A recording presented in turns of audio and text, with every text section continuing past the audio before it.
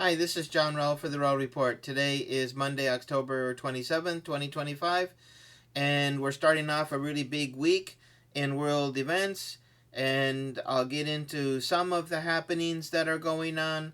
I don't want to have this extremely long report, but I think I'll just focus on what for me is the most important.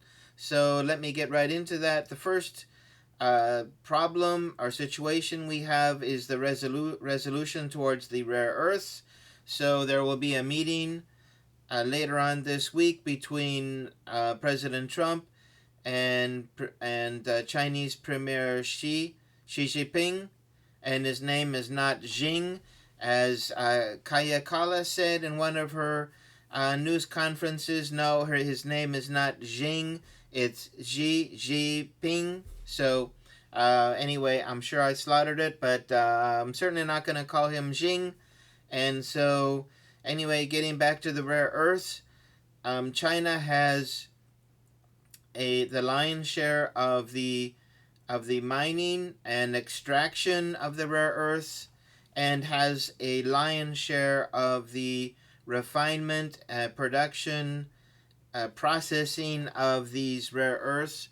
So China is really all on its own as far as this crucial elements that the U.S. depends on for its military industry and for uh, its technology, for its automobile industry. The United States has put itself in the worst possible position of ticking off a country which controls rare earths, which it needs to continue its war buildup, to continue to produce automobiles, and for technology. Rare earths are used all over the place. So anyway, this is a crucial week in which President Trump is going to try to uh, twist the arm of China to get a good agreement for the United States while leaving China on the lurch. And China is not going to be having any of that, from what I understand. So we'll see, really who comes out with a better agreement. Of course, China needs the United States to continue for export. China is heavily invested in U.S. bonds. So there is a strong cohesion between the two countries, and the United States is trying to break the bond but can't, and China isn't feeling obligated to break any bonds. It sees that this is a good moment to assert its independence and its superiority in certain industries. So China has definitely the upper hand. The United States is going to have to look for inventive, imaginary ways to try to get a good agreement from China. So we'll see how that goes. President Trump did have a meeting with the leader of Australia, and they signed a rare earth agreement, and the United States pledged assistance to Australia for its submarines. So this also helps the U.S.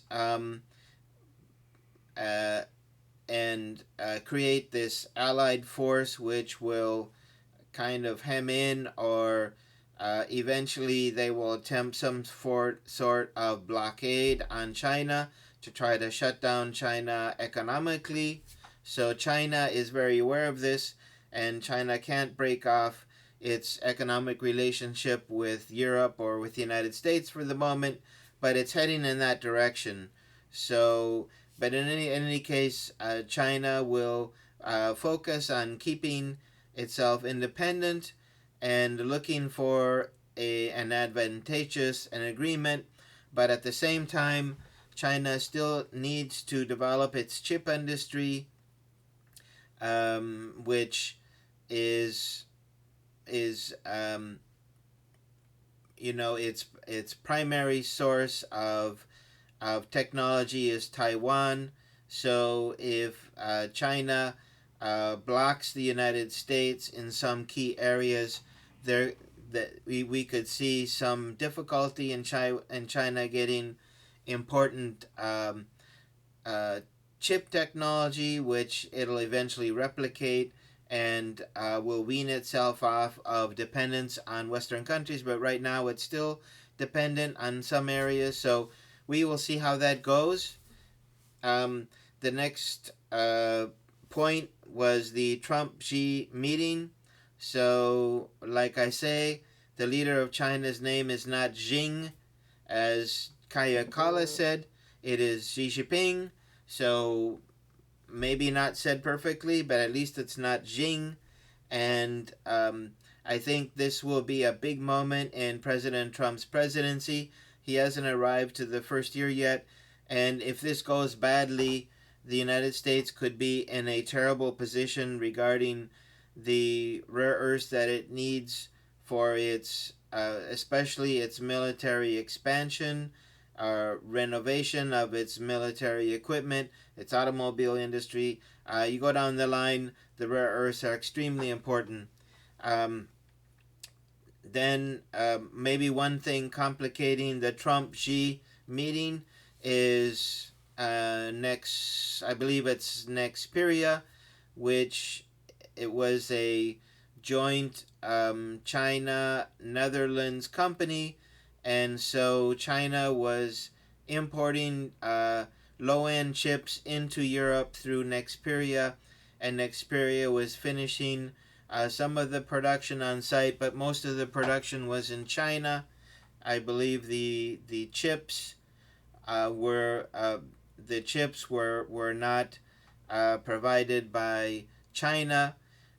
So anyway, these chips, which were the product of this company Nexperia, are extremely important to the automobile industry. So if there's any delay or lessening of production in these Nexperia chips, there will be delays in the automobile industry in Germany, and so that is a very important part of the German economy. And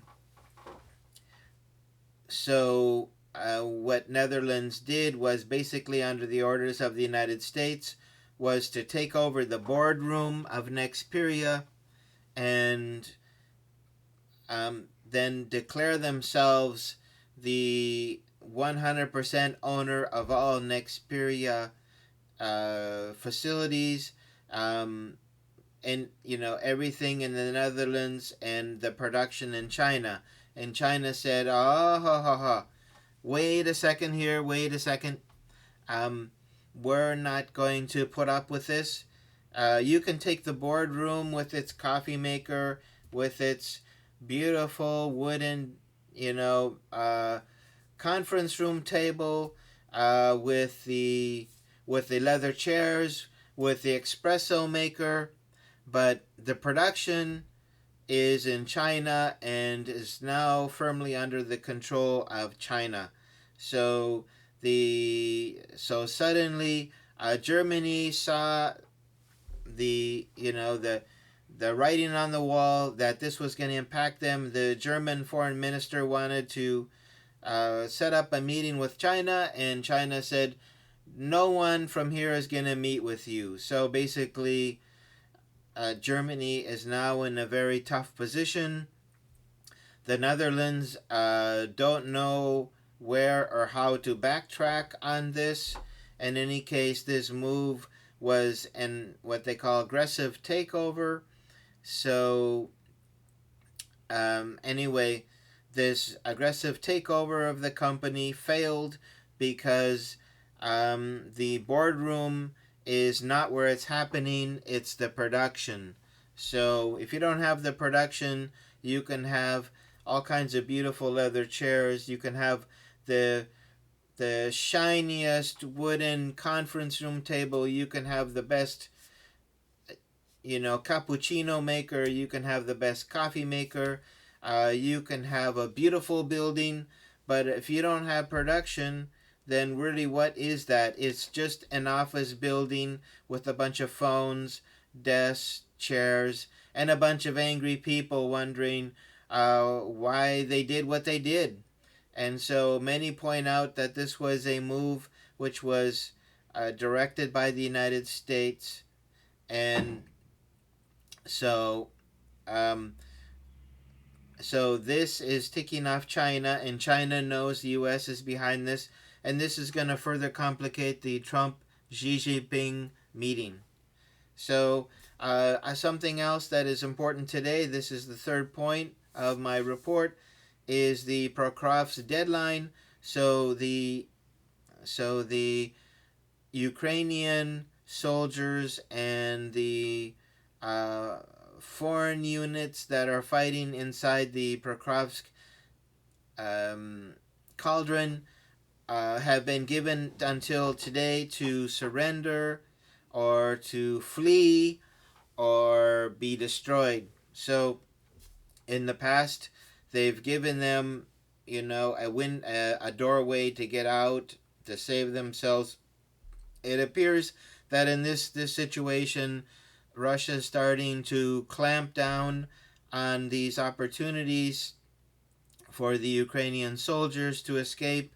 So supposedly there are 5,000, over 5,000 Ukrainian soldiers in Prokhorovsk, and you can say if they have a military of 1,000,000 soldiers, then 5,000 really is basically nothing. But let's say that there are 180,000 or 160,000, and half of that 180,000 are new recruits who have no training, and their best soldiers are now trapped inside Prokhorovsk, then this is a problem. So we will see how that's handled. The Ukrainian Azov battalion is fighting to try to open up a doorway for these soldiers to escape, but it's a little too late. So today we should see some really heavy bombing, the heaviest bombing in the area of Prokhorovsk and Mirnograd. So anyway, these are the Ukrainian names for these cities. In a few days or in a couple weeks, when Russia cleans this whole metropolitan area, this urban area up, then the city names will change.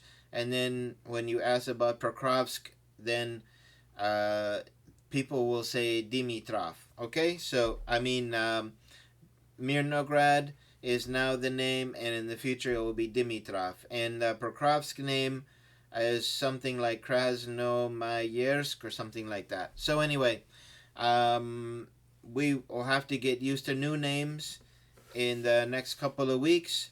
The Ukrainian soldiers, hard to say what's going to happen with them. Also, if we expand this point to the fourth point, which is the front lines, we can see that and across all of the front lines, Russia is advancing, and the only area where Ukraine is making significant gains is in the north of Prokhorovsk, where the Ukrainians have focused its effort to open up an escape hatch for the Ukrainian troops that are trapped in the Prokhorovsk-Mirnograd urban area. So there's also another cauldron formed in Kupiansk, and another 5,000 or so soldiers who are trapped. And any road in is completely blocked by Russian drone coverage. So the vehicles that have tried to enter in to this cauldron were destroyed immediately, and we've seen images of the vehicle and military equipment graveyard in a central point where they tried to cross over. I'm not too sure the name of the river, but anyway, they've tried to cross over this river, and right there where they're out in the open, they're getting hit, and so within a month or two, we could see under Russian control Pokrovsk, Mirnograd, Konstantinovka, Siversk, Liman, and Kupiansk, and possibly even Vovchansk, which is in the which is on the Russia border. So anyway, we are seeing just basically bad news across the front line. For Ukraine, only a couple of bright spots, and this isn't to push back Russia, it's only to try to open up a hole where these Ukrainian forces can escape. But even if they were able to open a small hole, the drone coverage would mean a very high casualty rate. So this is a bad move. They would be better off telling these soldiers to surrender, and then in one of the prisoner exchanges, get them back and then put them back on the front lines again. So finally, the fifth point of my long report is about the Rosneft exemptions that the UK and Germany are proposing to the United States. The US decided to introduce sanctions on Russian oil giants Rosneft and Lukoil, and Rosneft has facilities in Germany and the UK. So before President Trump announced those sanctions, he might have been better off checking with his allies to see how that would affect them, because now these two countries, which have been the most warmongering, and the two of the countries demanding that everyone cut themselves off from Russian oil, are basically refusing to cut themselves off from Russian oil. So anyway, I'm sure somewhere along the line historians will all understand this much better, but for people, who see that this makes absolutely no sense, why, if they were so dead set against removing the last ounce of Russian oil from Europe, why they still had these companies on their territory, and why they were working with them. And the truth is that this benefits them. This keeps the cost down for their consumer. And if they were to